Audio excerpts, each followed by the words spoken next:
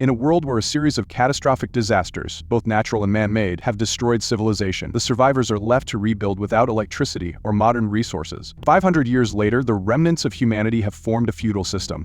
6 men and women have risen to power by controlling and trading valuable resources, earning the title of barons. These barons govern 7 regions in what was once North America, now called the Badlands. To maintain control, they each employ fighters known as clippers who use blades because guns have been banned for their deadly nature. One of these clippers, named Sonny, is traveling on his motorbike when he comes across a scene of carnage, bodies scattered around a crash truck. Inspecting the area, he notices broken chains, which suggests someone escaped. Using a spyglass, Sonny spots smoke coming from a nearby forest and heads there. He finds a group of nomads camping and asks them about the wreckage, pointing out that the truck belonged to his baron. The nomads claim they know nothing, but Sonny notices a suspicious crate. When he confronts them, a man attacks, but Sonny effortlessly defeats him. The other nomads then charge at him, but Sonny's martial arts skills are unmatched. He takes them down one by one without breaking a sweat. Afterwards, Sonny finds gold coins marked with a butterfly symbol and opens the crate, only to be surprised by a teenager named MK who tries to escape. Sonny captures him with bolas and knocks him unconscious.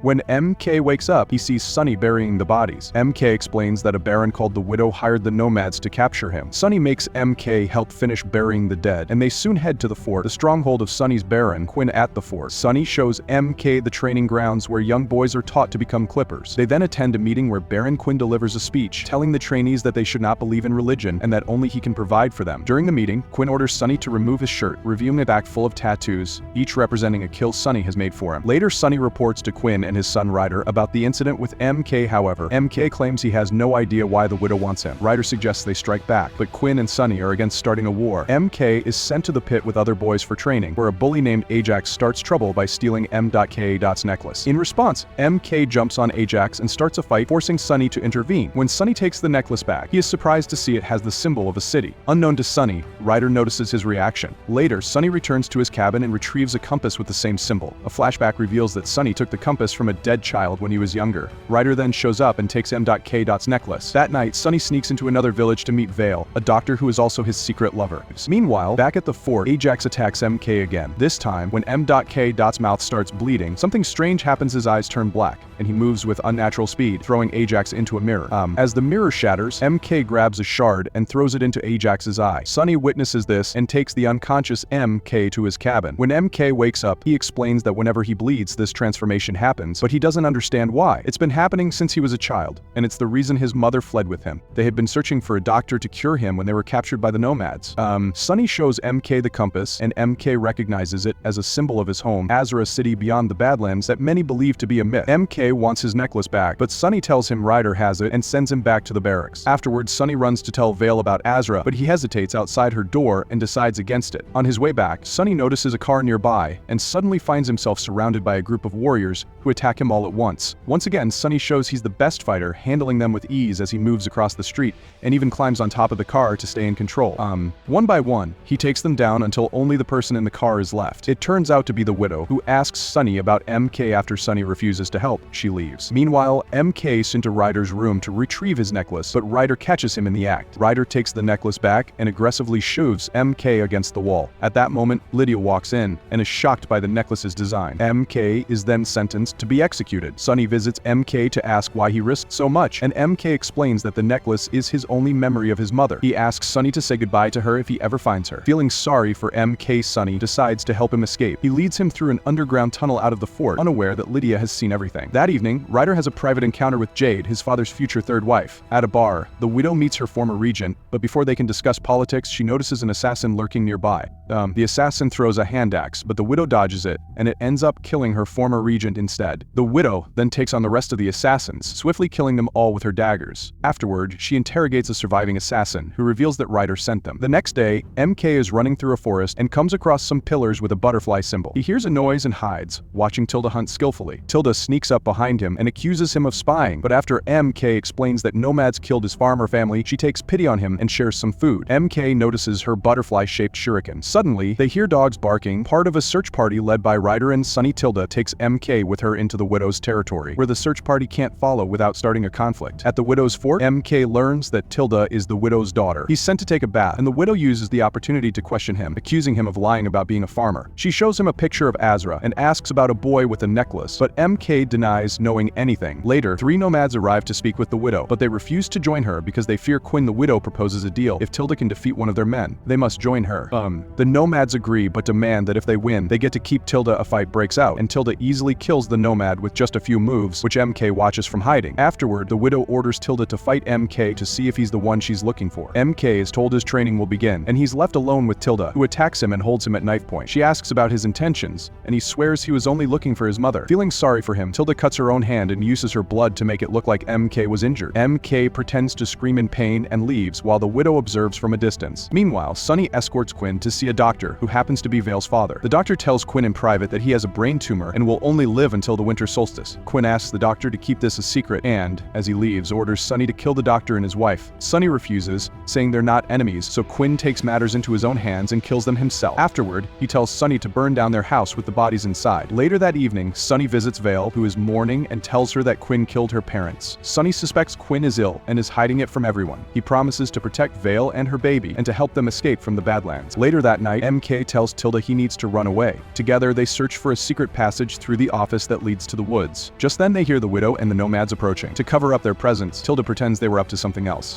The widow tells MK he is no longer welcome. The nomads take MK away, and the widow is informed that Ryder has fallen into her trap. On the way out, the leader of the nomads reveals a wanted poster and knocks MK unconscious before putting him in the car. The next day, Ryder and Sunny scout the turbine station. A car drops off several nomads as Ryder and Sunny enter. Inside, they find empty boxes but are quickly surrounded by nomads, who reveal they were sent by the widow. Ryder is captured and begins to choke from a chain wrapped around him, while Sunny fights off the nomads. Despite being outnumbered, Sunny uses his agility and skills to quickly defeat them all. He frees Ryder but is caught off guard by the nomad leader. As Sunny is on the verge of being killed, MK appears and saves him by taking down the last nomad. MK then tells Sunny he knows a way to escape the Badlands, but Sunny can't leave because Quinn would hunt him down. Instead, Sunny decides to train MK so he can protect Vale and lead her to Azra. After Ryder is taken to the doctor for treatment, Quinn confronts MK and tries to choke him. Sunny intervenes, explaining that MK saved them and suggests MK be trained as his apprentice. Quinn agrees after MK swears loyalty and then declares war on the widow later. Quinn leads a group of Clippers to invade the widow's territory. Sunny instructs the students to remain as lookouts while the main army storms the fort, defeating the soldiers with swift and deadly strikes. MK disobeys orders and sneaks inside to steal a book with Azra's symbol on it. He hears a noise and hides, watching Tilda as she escapes with the other apprentices. MK calls out to her, but she ignores him and leaves. Meanwhile, Quinn confronts the widow, and the two engage in a fierce battle, expertly wielding their swords. Quinn gains the upper hand and is about to finish her off when a sudden headache causes him to collapse. The widow tries to kill him, but Sunny arrives, and she escapes through a secret passage that Sunny can't open. After the battle, MK shows Sunny the book, but Sunny is furious at M.K.'s disobedience and hides the book away. As punishment, Sunny forces MK to stand at the edge of a training pit and pushes him, making him experience the fall. Sunny takes MK to meet Waldo, a former regent, and asks him to fight him as a lesson. MK hesitates because Waldo is in a wheelchair, but Waldo surprises him by defeating him quickly using just his arms. When MK gives up, Waldo tells him to look beyond appearances. Meanwhile, in the widow's territory, she and her followers find an old house they can use as shelter. The widow then orders Tilda to get Angelica before Sunny does. Vale is brought to the fort to treat Ryder. Lydia doubts the bone drill method, but Vale explains that Ryder's brain is swollen, and if they don't act, he'll die. Vale performs the surgery successfully, and Ryder soon regains consciousness. Quinn immediately questions him about who set him up. After Ryder explains, Sunny is tasked with finding Angelica. Sunny and MK arrive in the town, and Sunny tells MK to wait outside while he deals with Angelica. While waiting, Tilda arrives and slaps MK, arguing with him over their loyalties. Inside, Sunny knocks out Angelica's client, but Angelica attacks him, wounding his chest. A fight breaks out, and Sunny overpowers her, demanding information about the widow's location. Angelica escapes by jumping out the window, but Sunny chases her across the balconies. The fight continues until Angelica, unable to win, takes her own life. MK tells Tilda to flee, and they later head to Vale's place so she can stitch Sunny's wound. While there, MK becomes curious when he sees that Vale can read. Later, Quinn tells Sunny that his attack on the widow has upset the other barons, and they want a meeting.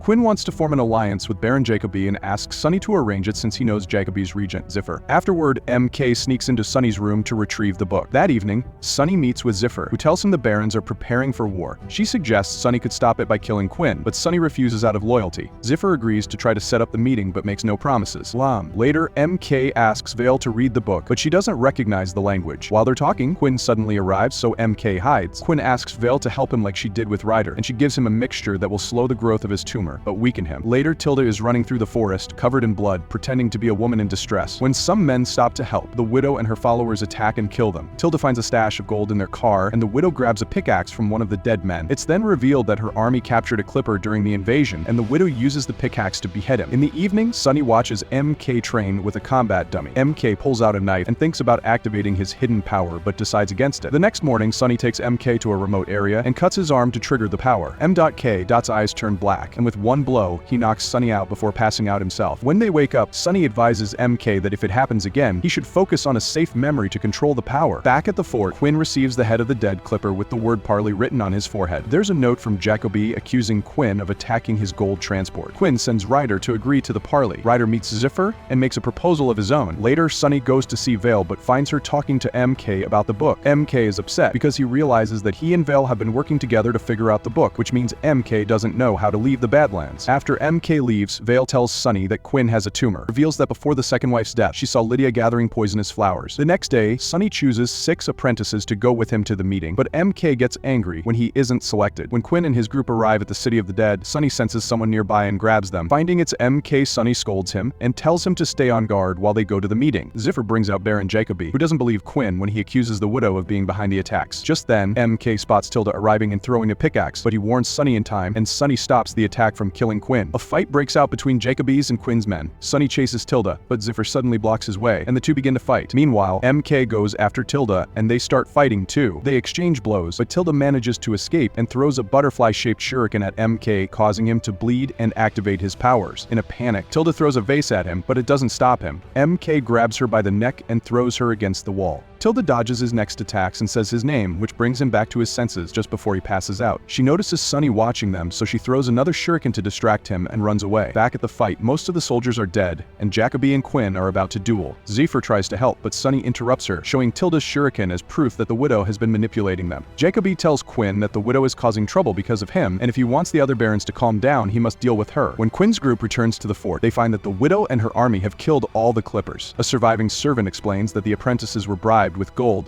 Quinn orders Sunny to capture the widow for revenge. Meanwhile, Ziffer promises Ryder she'll take him to Jacoby, but instead, she takes him to the widow. Ziffer has been working for the widow all along. The widow offers Ryder a deal. She will help him take his father's position, and Ziffer will get Jacoby's, but in return, they must give her MK. Ryder, frustrated with his father, agrees. Later, Sunny goes to the docks and uses a gift from Waldo to meet the River King. Sunny asks for a way out of the Badlands, but the River King reminds him that the favor was owed to Waldo, not Sunny. The River King then offers a deal. A shipment of 28 apprentices had come through, but one of them killed all the others. If Sunny can bring back the boy responsible, the River King will give him safe passage. When he shows Sunny a picture, Sunny is shocked to see that the boy is MK. Back at the fort, Sunny continues to train MK and questions him about the deaths on the boat. Suddenly, M.K.'s eyes turn black, and he pushes Sunny off the edge of the training platform. But then Sunny wakes up. It was all a nightmare. He's at Vale's house and looks at the book, discovering that his compass fits perfectly into a hole in the pages, making the arrows on the book move. Meanwhile, the widow welcomes the boys she freed from Quinn's fort, promising them a better life. But she cuts their hands, trying to find the one with secret powers. However, none of them show any reaction. Back at Quinn's fort, Ryder shows Waldo a necklace, and Waldo advises him to seek out his grandfather, who might know more about it. Quinn tries to address the new recruits but collapses from a severe headache and is taken inside. Vale comes to give him medicine, and Quinn confesses that it wasn't him who killed her parents, it was Sunny. Later, Ryder visits his grandfather, Penrith. Upon seeing the necklace, explains that it's from Azra, a place believed to exist only in myths. After Ryder leaves, Penrith secretly instructs a cleric to inform the apostles at the fort that a Dark One is present. The following day, Sunny takes 3 warriors, including MK, to the forest to search for clues about the widow's whereabouts. MK finds a butterfly-shaped shuriken and reaches for it, but Sunny stops him just in time and uses a stick to trigger a hidden trap. Immediately, Sunny jumps up and kicks a large tree branch, causing all the other traps in the area to spring into action. As they investigate further, they hear a scream and discover that a Clipper has fallen into a trap. Sunny quickly frees the Clipper, but his leg is too injured for him to continue helping. That night, the group sets up camp, and Sunny orders MK to take the first watch. While everyone else sleeps, Tilda sneaks up to MK and warns him that the widow suspects he has the mysterious power. She cautions that the more he uses it, the weaker he'll become, and eventually it could even kill him. Tilda advises MK to escape,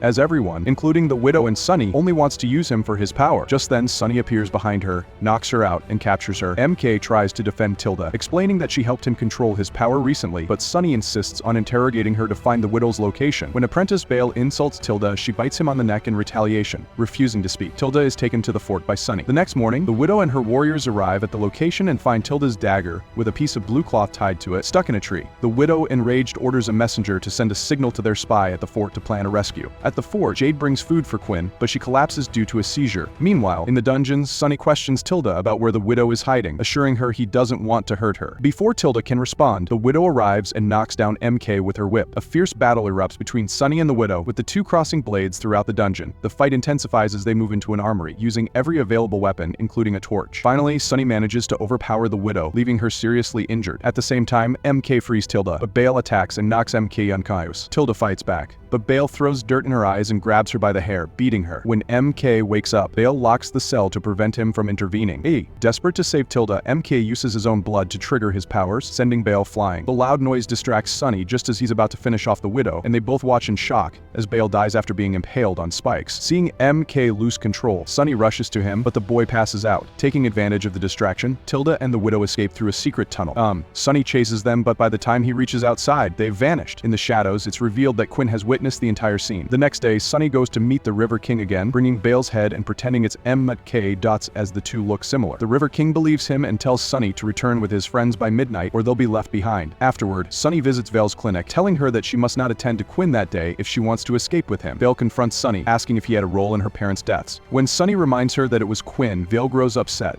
blaming him for not stopping it. Uncertain if she can trust Sunny, Vale says she needs time to decide if she wants to escape with him. Meanwhile, one of Penrith's men visits an old cathedral and meets with 3 monks. He informs them that Penrith has identified a Dark One and shows them a wanted poster. The monks take a box to their car and head off to find the Dark One. Back at the fort, Lydia cares for Jade but is interrupted by a furious Quinn who accuses her of poisoning Jade despite her pleas of innocence. Quinn banishes Lydia from the fort. As she leaves, Ryder returns her religious icons and says goodbye. Lydia warns him that he won't last long without her before leaving. Eventually, Lydia arrives at her father's home, seeking redemption. She presents her religious icons, showing that she hasn't forgotten her faith. Penrith makes her swear to give up all material possessions and never leave again before leading her to the frog pool for a cleansing ritual. After being underwater for a few seconds, Lydia comes up, and Penrith hugs her to welcome her back. In town, Vale gets captured and taken to see the widow so she can tend to her injury. Vale applies medicine and begins stitching her up. When she finishes, she leaves 3 small bottles for the widow, telling her 2 are poison and 1 is medicine. Vale says she'll reveal which one is medicine only after she's safely escorted back to her clinic. The widow instructs Tilda to take Vale home, and Tilda blindfolds her for the journey. Once they arrive back in town, Vale tells Tilda the blue bottle is the medicine and warns her that her mother shouldn't be forcing young girls to fight. Vale then tells Tilda that the choice to save her mother is now hers. Meanwhile, Quinn confronts Sunny, accusing him of being the widow's spy as the other Clippers surround him. Quinn makes Sunny hand over his sword and throws him into the dungeon, where he's chained to the bars. Later, Quinn calls MK and tells him that if he follows his orders, he'll spare Sunny and protect Tilda by bringing her to the fort. Knowing MK has no experience with women, Quinn suggests taking him to a place where he can practice so he won't disappoint Tilda. Waldo attempts to visit Sunny, but a Clipper says it's not allowed. Waldo strikes the Clipper in the groin, snapping his neck afterward. He then frees Sunny and urges him to escape before the widow launches her attack, making Sunny realize that Waldo is the widow's spy. Before Sunny leaves, Waldo gives him a necklace he had taken from Sunny when he found him as a child. Sunny is shocked to see it's identical to M.K.'s necklace. In town, MK notices something is wrong because the streets are empty. Quinn senses the same and calls for the hidden men to reveal themselves. Jacoby and Ziffer emerge, but what devastates Quinn is seeing his own son Ryder among them. In a fit of desperation, Quinn slashes M.K.'s shoulder and hides as M.K.'s eyes turn black. Jacoby tries to attack MK, but MK overpowers him, throwing him into a building. Meanwhile, Quinn encounters Sunny, who immediately stabs him. MK continues overpowering Jacoby's men, killing them, and is about to kill Ryder too. Sunny steps in just in time, but MK pushes him aside as Ryder runs off. Ziffer attempts to hold MK back, but he grabs her by the hair and throws her away. At that moment, 3 monks appear and engage MK. They use precise strikes to hit his pressure points, weakening him. Sunny, not wanting them to take MK, tries to fight the monks. Despite getting hit a few times, Sunny holds his own against 2 monks. When the 3rd monk joins the fight, he throws Sunny against a car. Sunny retaliates with his swords, injuring 1 monk, but the monks regroup and focus their energy. Suddenly, the streetlights go out and the monk's eyes turn dark. They attack Sunny together, breaking his sword and overpowering him in perfect coordination. They beat him up and throw him into a building. The monks then put MK in a box and drive away, leaving Sunny unconscious. A mysterious figure later finds Sunny when Vale arrives in town. She finds bodies everywhere but no sign of Sunny, except for his sword. The next morning, Sunny wakes up tied to a beam inside a ship. The River King approaches with Bale's head, knowing the truth. He tells Sunny that no one double-crosses him. Instead of killing him, the River King plans to sell Sunny outside the Badlands. Meanwhile, MK wakes up in the box, realizing he's also being taken out of the Badlands, but he's unable to escape.